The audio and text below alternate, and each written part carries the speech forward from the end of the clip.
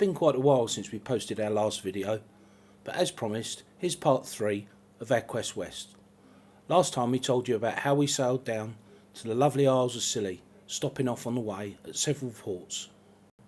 We continue to prepare in Pavidus as we get ready to sail away down to the Mediterranean early this year, but more about that next time. In 1975 the islands were designated as an area of outstanding natural beauty, and you can see why. The temperate climate and the lack of frosts means that some subtropical plants thrive on the islands. Its beauty really is outstanding. We spent a week travelling around the islands, taking photos and riding our bicycles. The islands have a lot of history and you can read about it on the web, but here's one thing you may not have known. On the 22nd of October 1707 a great shipwreck took place in the islands. At about 8 in the evening a number of ships under the command of Sir Cloudesley Shovel spotted the rocks and the glow of St Agnes Lighthouse. They were fast approaching the dangerous rocks and reefs surrounding the Isles of Scilly. Several of the ships fired their guns as warnings, but the Association struck the outer Gilstone rock and soon sank. The Romney and the Firebrand both sank on the same rocks, while the Eagle went down off Tearing Ledge. The ship's sailing masters had calculated their position as just west of Ushant, mid-channel. Unfortunately, they were wrong. Their actual position was just southwest of the Isles of Scilly, and it wasn't long before the bottoms of the boats were torn out by the rocks. The death toll of over 1,300 was huge. The Isles of Scilly disaster was the Navy's greatest loss in a non-combat situation.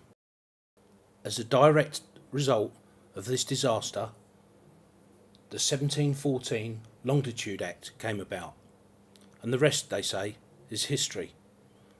John Harrison made his clocks, chronometers, and the search for longitude was eventually over, and he eventually got paid.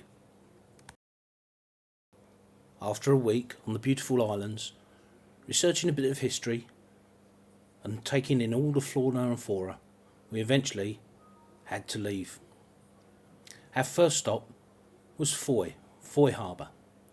We awoke the following morning really early to find a big cruise ship, bigger than we could imagine, actually in Foy Harbour. We took the dinghy and had a look round. We spent 2 nights in Foy. One of the days we went up the river as far as we could in the dinghy at high tide. It's really good fun exploring. It's a beautiful part of the world. But we had to move on.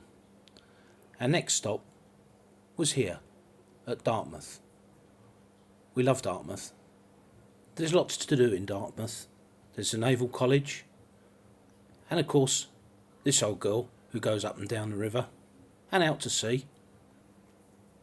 And of course Dartmouth is home to the Steam Railway and Riverboat Company, and you can visit their website at www.dartmouthrailriver.co.uk. We got up early the following morning and made our way back to the Solent. We were soon in familiar waters and contemplating a new boat. That winter we stored Rennie ashore and started looking round at a new boat. But then, that, as they say, is another story. Next time on Ant and Sid Sailing, I will be mainly cutting into things in my much depleted workshop with the few tools I've got left that I haven't sold. Until next time. Please like and subscribe and give us a thumbs up. Safe sailing! Ant and Sid.